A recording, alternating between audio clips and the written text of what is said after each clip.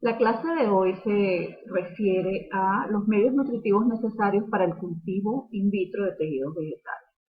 Dentro de los factores a considerar para el cultivo in vitro de tejidos, es muy importante el tipo de medio nutritivo que utilicemos, qué componentes, qué tipos existen, cómo se preparan, se esterilizan y se almacenan, y cómo se esterilizan los materiales que se van a necesitar para la implantación aséptica de estos tejidos.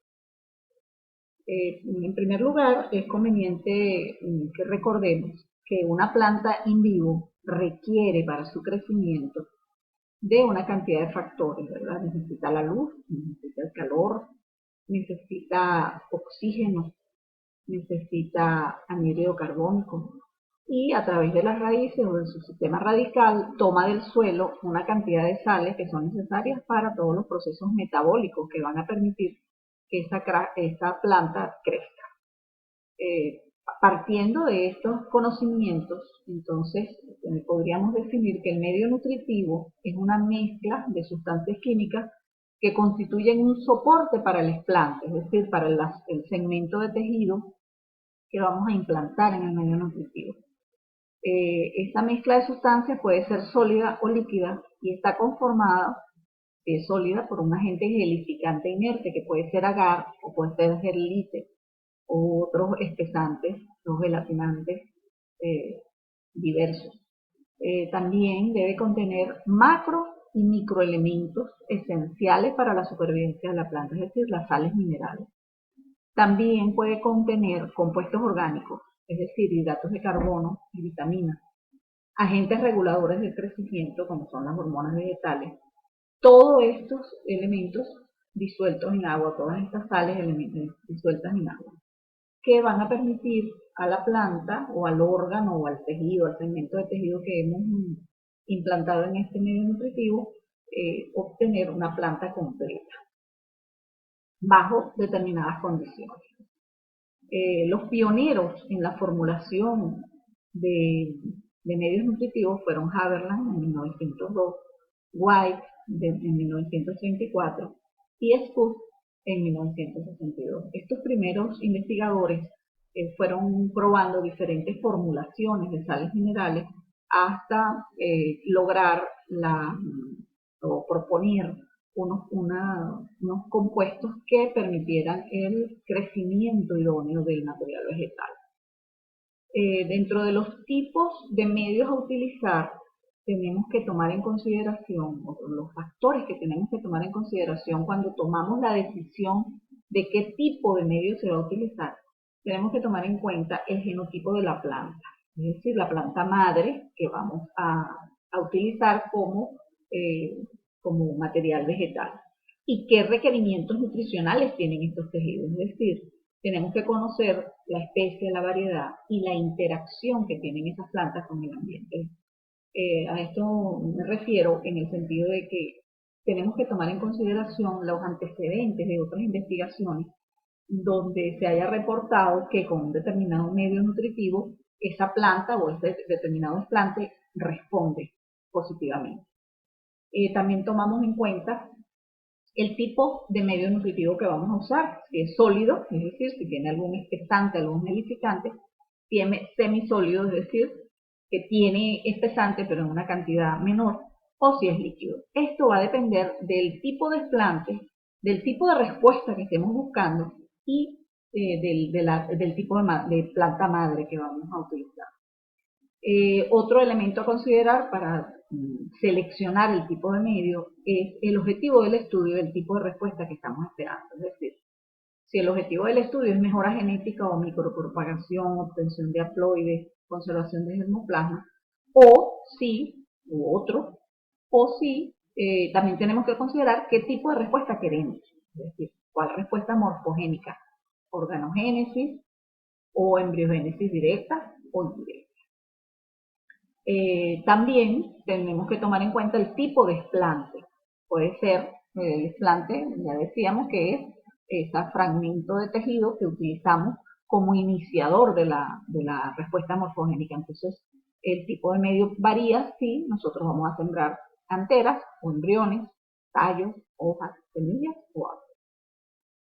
En general, pueden variar los componentes, la cantidad de componentes que agregamos, pero en general los medios nutritivos están formados, están compuestos por básicamente sales minerales, una fuente de carbono, una serie de vitaminas, el gelificante o espesante que utilicemos, los reguladores de crecimiento y otros aditivos orgánicos que van a depender de los elementos que ya o de los factores que ya hemos enumerado anteriormente.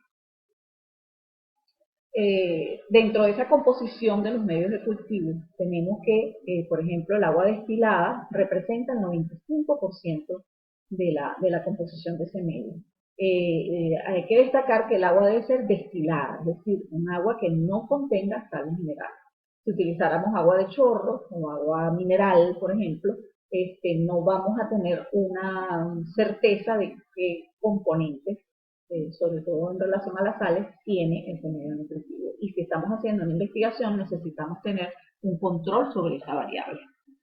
La fuente de carbono, generalmente la más frecuente es la sacarosa, o sea, el azúcar común, el azúcar de mesa. La fuente de carbono se necesita porque los implantes no son completamente autótrofos y no pueden cubrir sus necesidades con la fotosíntesis que pueden realizar in vitro. Es decir, cuando el tejido está in vitro, la fotosíntesis es muy baja. Entonces, por eso se requiere agregar una fuente de sacarosa que va a ser la principal fuente de carbono. Sustituiría lo que en vivo representaría el CO2.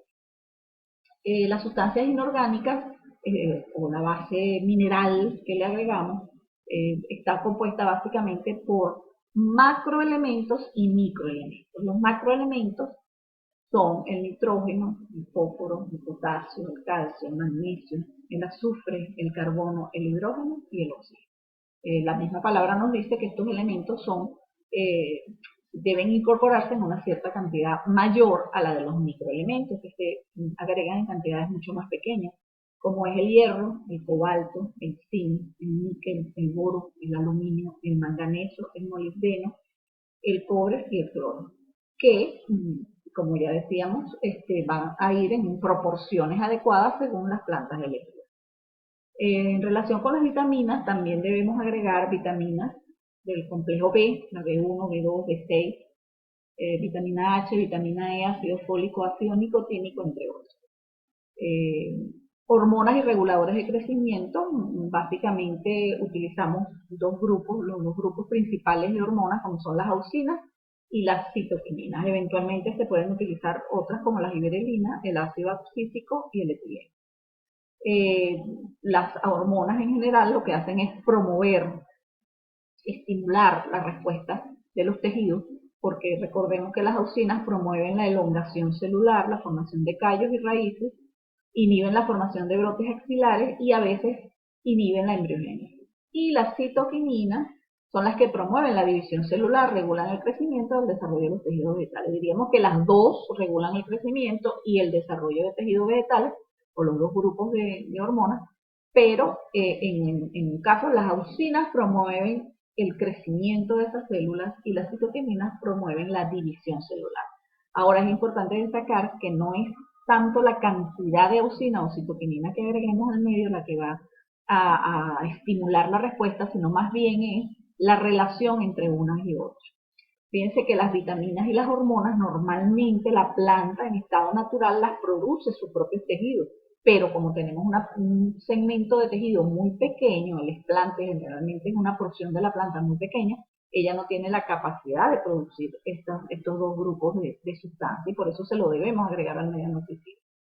En algunos casos se agregan mezclas de sustancias poco definidas como pueden ser extracto de levadura, extractos vegetales, que generalmente aportan aminoácidos, aportan vitaminas y en otros casos, como por ejemplo el caso del agua de coco, podemos contar con una cierta cantidad de reguladores de crecimiento. Sin embargo, que cuando se están haciendo investigaciones muy detalladas, donde necesitamos controlar muy bien todas las variables, estas mezclas no son muy recomendadas porque no tenemos la certeza de qué cantidad, qué proporciones, qué concentraciones de cada uno de los elementos contiene.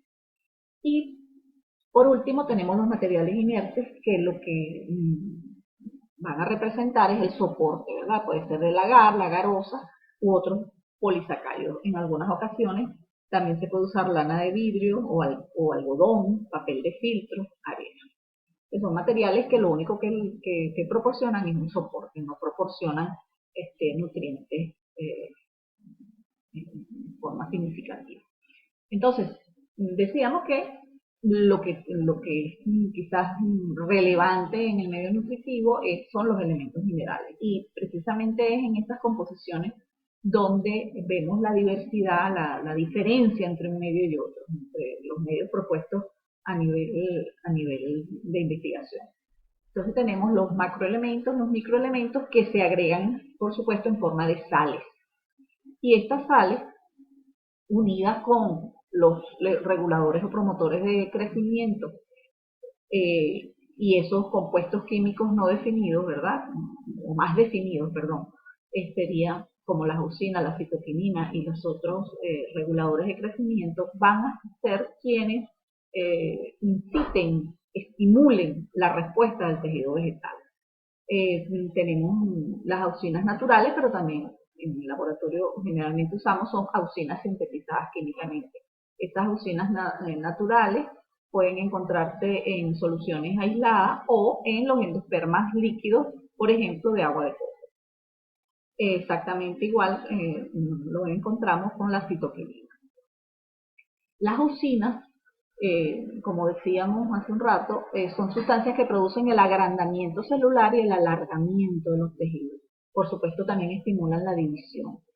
El AIA, el ácido indolacético, es el más utilizado, pero otros pueden ser el indol 3-acetonitrilo, y generalmente se conocen, precisamente por lo complicado de los nombres, se conocen por sus siglas. Dentro de la cisteína tenemos el 2,4-D, el ANA, el AIB y el ácido fenilacético. Se utilizan generalmente una sola, pero pueden usarse de manera combinada el 2,4-D y el ANA, el ácido naftalenacético. Las cantidades utilizadas son variables. ¿Por qué? Porque no todas las auxinas tienen la misma capacidad de inducir una respuesta, ¿verdad? Entonces tenemos auxinas que son mucho más fuertes y que en pequeñas concentraciones pueden llegar a producir una buena respuesta. Es el caso de la IA. Podemos encontrar que generalmente se utilizan cantidades entre 0,1 y 2 miligramos por litro, en el 2,4-D entre 1 y 5, y en el ANA entre 1 y 10. Fíjense que en el caso del ANA hay que agregar cantidades mucho mayores. Esto nos habla de que es mucho menos efectivo para inducir la respuesta. Las citoquininas estimulan la división de las células. Las más utilizadas son la quinetina, la zeatina y el PAP. Generalmente actúan bien en presencia de AIA, lo que les decía, que no es solo la presencia de una u otra, sino es la relación entre una y otra, entre las auxinas y las citoquininas. Las citoquininas tienen un efecto parecido al que produce el agua de coco. Generalmente induce, por ejemplo, el enraizamiento de los tejidos, ¿sí?, que produzcan raíces. Por ejemplo, en el caso de la quinetina se usan en concentraciones parecidas a la IA, entre 0,1 y 2 miligramos por litro, y con cantidades similares o un poquito menores de AIA, se utiliza en forma combinada. Por otra parte, tenemos también que se pueden usar giberelinas, como es el caso del ácido giberélico, que produce también alargamiento y división celular. Se usan en bajas concentraciones y generalmente no se agregan al medio nutritivo, sino después de haber sido esterilizado el medio, porque son termolábiles, es decir, se deterioran, se descomponen por acción del calor. Entonces, para poderlas esterilizar y garantizar que no contaminen el medio que ya ha sido esterilizado, se agregan mediante filtro. También tenemos los compuestos polifenólicos que se obtienen, polifenólicos, que se obtienen a partir de frutos inmaduros de castañas y otros endospermas líquidos. Estimulan la división celular en zanahorias. Son buenos en tejidos recalcitrantes. Un tejido recalcitrante es aquel que le cuesta mucho responder, o sea, son tejidos que requieren una cantidad de